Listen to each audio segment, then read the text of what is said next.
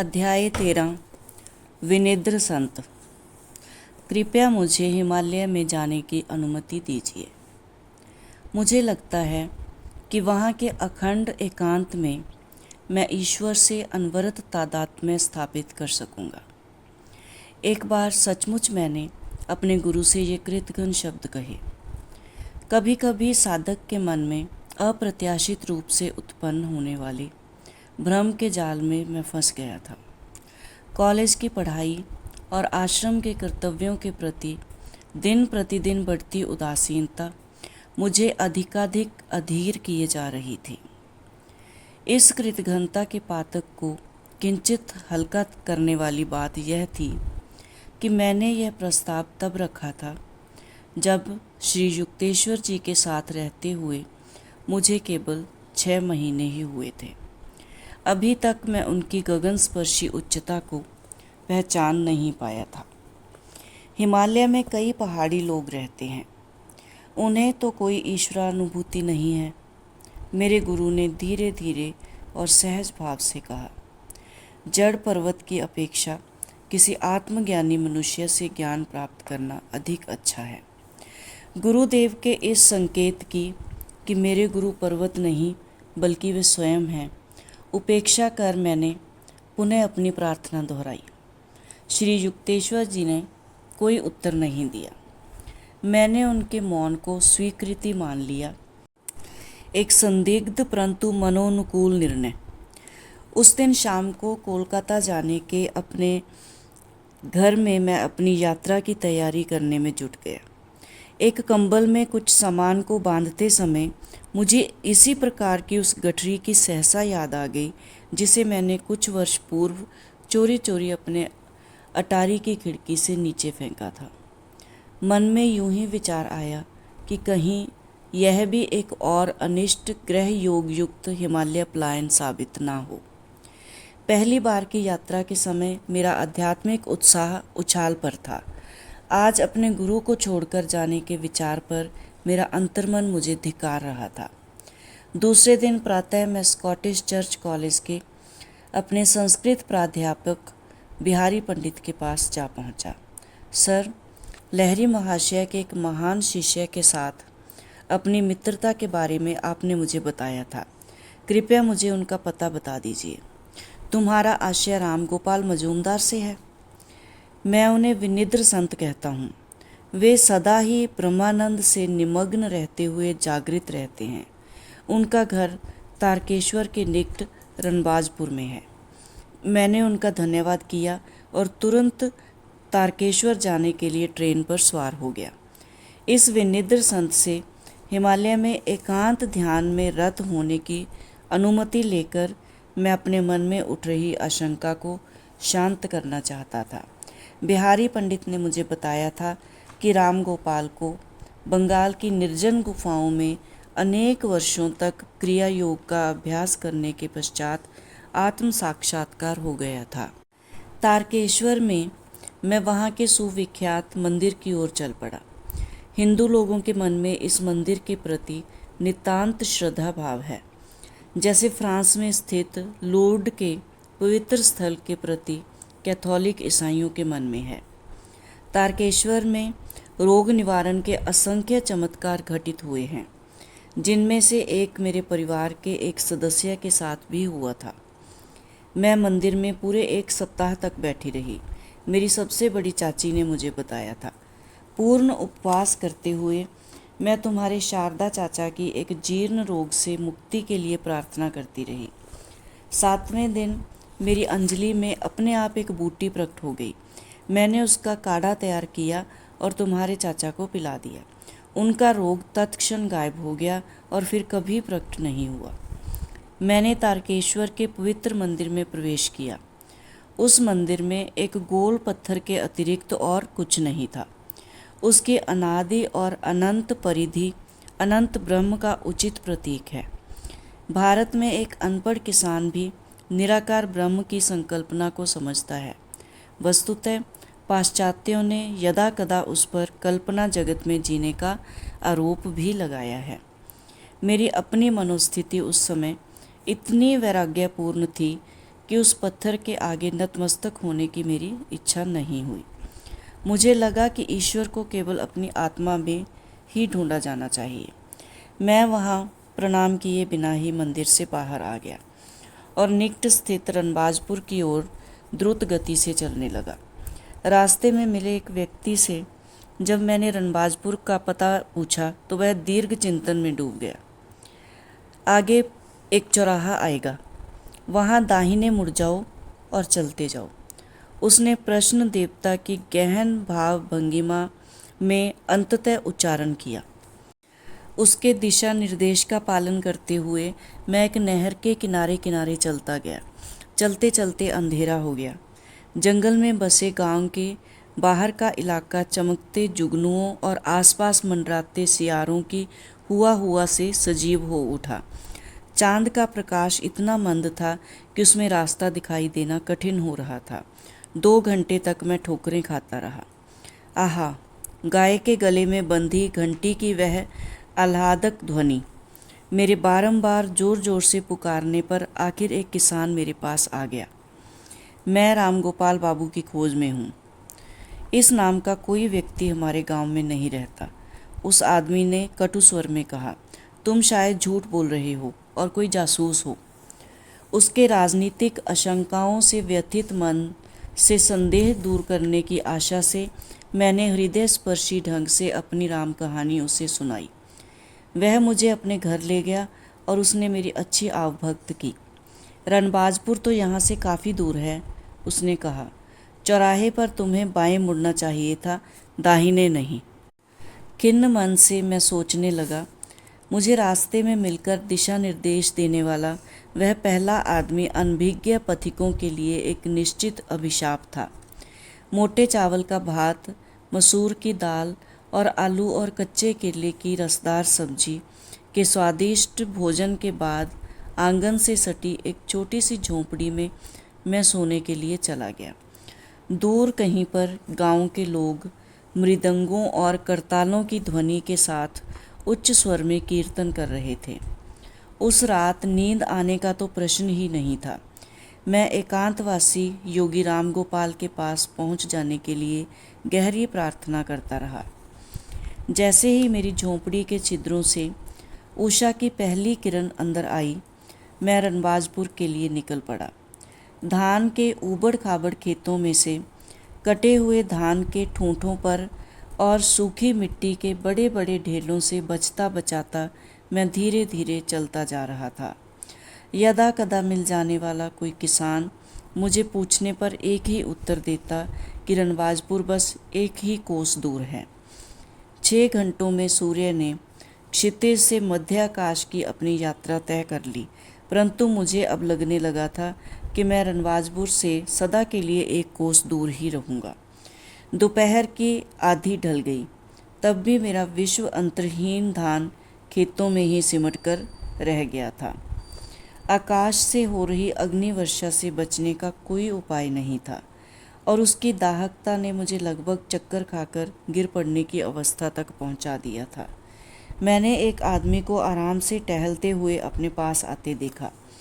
अब मुझे उससे फिर वही प्रश्न पूछने का साहस भी नहीं हो रहा था कि कहीं फिर बस 1 कोस का उत्तर ना मिले। वह आदमी मेरे पास आकर रुक गया। नाटे कद और दुबले पतले शरीर का वह आदमी अपनी हृदय वेधी काली तेजस्वी आंखों के अतिरिक्त दिखने में पूर्णतः अप्रभावशाली था। मैं रणबाजपुर से जाने वाला था, परंतु तुम्हारा उद्देश्य अच्छा था, इसलिए मैंने तुम्हारी प्रतीक्षा की। मेरे विस्मयचकित चेहरे के आगे उंगली नचाते हुए उसने आगे कहा, तुम बिना सूचित किए मुझ पर झपट पड़ने की चतुराई दिखाना चाहते थे ना? उस प्राध्यापक बिहारी को कोई अधिकार नहीं था कि वह तुम्हें मेरा पता दे दे। उस सिद्ध को अपना परिचय देना अब केवल शब्दाडंबर ही होगा। यह सोचकर अपने ऐसे स्वागत पर कुछ दुखित अंतःकरण से मैं अवाक खड़ा रहा। अचानक उन्होंने अगला प्रश्न किया, अच्छा बताओ तो तुम्हारे विचार में भगवान कहाँ है? क्यों? वह मेरे भीतर और सर्वत्र है। निश्चय ही मेरी व्याकुलता मेरे चेहरे पर पूर्णतः प्रकट हो रही थी। सर्वव्यापी? हाँ, वे दबी हंसी हंसे। तब क्यों युवक महोदय, तुमने कल तारकेश्वर मंदिर में प्रस्तर प्रतीक में विद्यमान ब्रह्म के आगे सिर नहीं झुकाया। तुम्हारे अभिमान के कारण ही तुम्हें उस पथिक द्वारा, जिसने दाहिने बाएं के सूक्ष्म भेदों की चिंता ही नहीं की, गलत दिशा निर्देश दिए जाने का दंड मिला। आज भी तुम्हें काफ़ी मुसीबतें झेलनी पड़ी हैं। मैं इस बात से विस्मय विभोर था कि मेरे सामने खड़े अति सामान्य दिखने वाले उस शरीर में सर्वव्यापी दृष्टि छिपी हुई थी और उनकी बात से मैं पूर्णतः सहमत था। योगी से एक व्यथा निवारक शक्ति निस्सृत हो रही थी। मैं उस दाहक खेत में भी तत्क्षण ताजगी अनुभव करने लगा। भक्त में यह सोचने की प्रवृत्ति होती है कि उसने जो मार्ग अपनाया है वही ईश्वर प्राप्ति का एकमेव मार्ग है। उन्होंने कहा, योग जिससे अपने भीतर ही ईश्वर मिल जाता है, निसंशय सर्वोच्च मार्ग है, जैसा कि लहरी महाशय ने हमें बताया है। परंतु भीतर ईश्वर की प्राप्ति हो जाने पर हम शीघ्र ही बाहर भी उसकी अनुभूति करते हैं। तारकेश्वर तथा अन्य स्थानों के पवित्र मंदिरों के प्रति उन्हें आध्यात्मिक शक्ति के केंद्र मानकर जो श्रद्धा भाव लोगों में है वह बिल्कुल सही है। योगीवर की आलोचनात्मक वृत्ति अब अंतर्निहित हो गई। उनके नेत्र करुणार्द्रता से स्निग्ध हो गए। उन्होंने मेरा कंधा थपथपाया। छोटे योगी, मैं देख रहा हूँ कि तुम अपने गुरु से दूर भाग रहे हो। उनके पास वह सब कुछ है जिसकी तुम्हें आवश्यकता है। तुम्हें उनके पास लौट जाना चाहिए। आगे उन्होंने कहा, पर्वत तुम्हारे गुरु नहीं बन सकते। 2 दिन पहले श्री युक्तेश्वर जी द्वारा प्रकट किया गया वही विचार। सिद्ध जन केवल पर्वतों में ही निवास करें, ऐसा कोई विधि का विधान नहीं है। मेरी ओर रहस्यपूर्ण दृष्टि से देखते हुए वे कहते जा रहे थे, भारत और तिब्बत के हिमालय शिखरों का संतों पर कोई एकाधिकार नहीं है। जिसे अपने अंदर पाने का कष्ट न किया जाए, उसे शरीर को यहाँ वहाँ ले जाने से प्राप्त नहीं किया जा सकता। जैसे ही साधक आध्यात्मिक ज्ञान लाभ के लिए विश्व के अंतिम छोर तक भी जाने को तैयार हो जाता है, उसका गुरु उसके पास ही प्रकट हो जाता है। मन ही मन में इस बात से सहमत हो गया। मुझे काशी के उस आश्रम में की हुई अपनी प्रार्थना का स्मरण हो आया, जिसके बाद भीड़ भाड़ से भरी एक गली में श्री युक्तेश्वर जी से मेरी भेंट हुई थी। क्या तुम एक ऐसे छोटे से कमरे की अपने लिए व्यवस्था कर सकते हो जिसका दरवाज़ा बंद कर तुम अंदर एकांत में रह सको? जी हाँ। मेरे मन में यह विचार उभर आया कि ये संतवर इतनी विलक्षण गति से सामान्य स्तर की बातों से व्यक्तिगत स्तर पर उतर आते हैं, तो वही तुम्हारी गुफा है। योगीराज ने ज्ञान जगा देने वाली एक ऐसी दृष्टि मुझ पर डाली कि मैं उसे आज तक नहीं भूल पाया। वही तुम्हारा पावन पर्वत है, वहीं तुम्हें ईश्वर की प्राप्ति होगी। उनके इन सरल शब्दों ने हिमालय के लिए मेरे मन में बैठी तीव्र आसक्ति एक पल में समाप्त कर दी। धान के एक दाहक खेत में मैं पर्वतों और अनंत बर्फ के स्वप्न से जाग गया। युवक महोदय, तुम्हारी ईश्वर लालसा प्रशंसनीय है। मैं तुम्हारे प्रति तीव्र प्रेम अनुभव कर रहा हूँ। राम गोपाल बाबू ने मेरा हाथ अपने हाथ में पकड़ा और जंगल में बनी खुली जगह में बसी एक छोटी सी विचित्र लगने वाली बस्ती में मुझे ले गए। इस बस्ती में घर मिट्टी के बने हुए थे, जिनकी छतें नारियल के पत्तों से बनी थी। प्रवेश द्वारों को ताजे फूलों से सजाया गया था। अपनी छोटी सी कुटीर में ले जाकर संत महाराज ने मुझे एक बांस के मचान पर बैठाया। मुझे उन्होंने नींबू का शरबत और मिश्री का एक टुकड़ा दिया। तत्पश्चात हम उनके आंगन में गए और पद्मासन लगाकर ध्यानस्थ हो गए। ध्यान में 4 घंटे बीत गए। मैंने आंखें खोलकर देखा तो चंद्रमा के प्रकाश में योगीराज की मूर्ति निश्चल बैठी थी। मैं अपने पेट को दृढ़तापूर्वक याद दिला रहा था कि सचमुच मनुष्य केवल अन्न से ही जीवित नहीं रहता। तभी रामगोपाल अपने आसन से उठे। मैं देख रहा हूँ कि तुम्हें बहुत ज़ोर से भूख लगी है, उन्होंने कहा। भोजन अभी तैयार हो जाएगा। आंगन में ही उन्होंने मिट्टी के एक चूल्हे में आग जलाई। थोड़ी ही देर में हम केले के विशाल पत्तों पर चावल और दाल खा रहे थे। उन्होंने खाना बनाने में मेरी ओर से कोई सहायता स्वीकार नहीं की थी। अतिथि देवो भव की हिंदू लोकोक्ति का भारत में अनादिकाल से श्रद्धापूर्वक पालन किया जाता रहा है। बाद में अपनी विश्व भ्रमण यात्राओं में मैं यह देखकर अत्यंत आनंदित हुआ कि अनेक देशों के देहाती इलाकों में अतिथियों का इसी प्रकार सम्मान किया जाता है। शहरी लोगों में अपरिचित चेहरों की अति बहुलता के कारण अतिथि सेवा का उत्साह ठंडा पड़ गया है। उस छोटी सी जंगल बस्ती के एकांत में योगीवर के पास बैठे बैठे मनुष्यों की भीड़ भाड़ से भरे स्थान कल्पनातीत रूप से सुदूर लग रहे थे। कुटीर का वह छोटा सा कमरा एक मृदु प्रकाश में रहस्यमय रूप से आलोकित लग रहा था। राम गोपाल ने मेरा बिस्तर बनाने के लिए कुछ फटे कंबल जमीन पर बिछा दिए और स्वयं एक चटाई पर बैठ गए। उनके आध्यात्मिक आकर्षण से विभोर होकर मैंने साहस बटोरकर एक निवेदन उनसे किया, महाराज, मुझे आप समाधि क्यों नहीं प्रदान कर देते? प्रिय वत्स, मैं खुशी से तुम्हें यह ईश संपर्क करा देता, परंतु उसका मुझे अधिकार नहीं है। उन्होंने अर्धोन्मीलित नेत्रों से मेरी ओर देखा। शीघ्र ही तुम्हारे गुरुदेव तुम्हें वह अनुभव प्रदान कर देंगे। इस क्षण तुम्हारा शरीर उसके लिए तैयार नहीं है। छोटे से विद्युत बल्ब में अत्यधिक वोल्टेज की विद्युत छोड़ दी जाए तो उसके जैसे परखच्चे उड़ जाएंगे। उसी प्रकार तुम्हारी नाड़ियाँ भी अभी महाप्राण के उस अत्यधिक भारी प्रवाह को सहन करने के योग्य नहीं बनी हैं। इसी समय यदि मैं तुम्हें समाधि दे दूं तो तुम ऐसे जलोगे कि मानो तुम्हारे शरीर की प्रत्येक कोशिका में आग लग गई हो। तुम मुझसे ब्रह्म ज्ञान चाहते हो? योगीवर सोच में डूबे हुए आगे कहते जा रहे थे, जबकि जितना नगण्य व्यक्ति मैं हूँ और जितनी अत्यल्प ध्यान धारणा मैंने की है, उससे मैं स्वयं इस अचरज में हूँ कि क्या मैं भगवान को प्रसन्न करने में सफल हो पाया हूँ, और उसकी दृष्टि में अंतिम मूल्यांकन के समय मेरा मूल्य क्या होगा। महाराज, क्या आप लंबे समय से अनन्य भाव से ईश्वर प्राप्ति का प्रयास नहीं करते आ रहे हैं? मैंने कुछ खास नहीं किया है। बिहारी ने तुम्हें मेरे जीवन के विषय में अवश्य ही कुछ बताया होगा। 20 साल तक मैं एक निर्जन गुफा में प्रतिदिन 18 घंटे ध्यान करता था। फिर मैं उससे भी अधिक दुर्गम क्षेत्र में एक गुफा में जाकर 25 साल तक रहा। वहाँ मैं प्रतिदिन 20 घंटे यौगिक ध्यान में लीन रहता था। मुझे निद्रा की आवश्यकता नहीं थी, क्योंकि मैं सदा ईश्वर के साथ ही रहता था।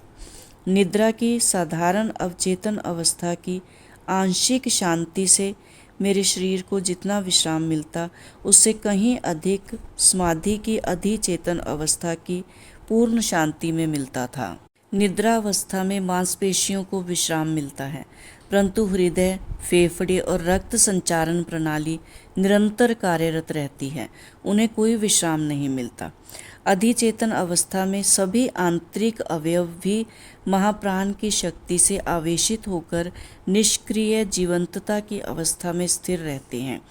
ऐसी अवस्थाओं के कारण वर्षों से निद्रा मेरे लिए अनावश्यक हो गई है। फिर उन्होंने कहा, एक समय आएगा जब तुम्हें भी निद्रा की आवश्यकता नहीं रहेगी।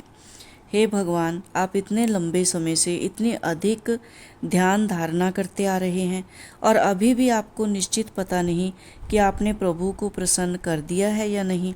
मैंने आश्चर्य से कहा, फिर हम जैसे साधारण लोगों का क्या होगा?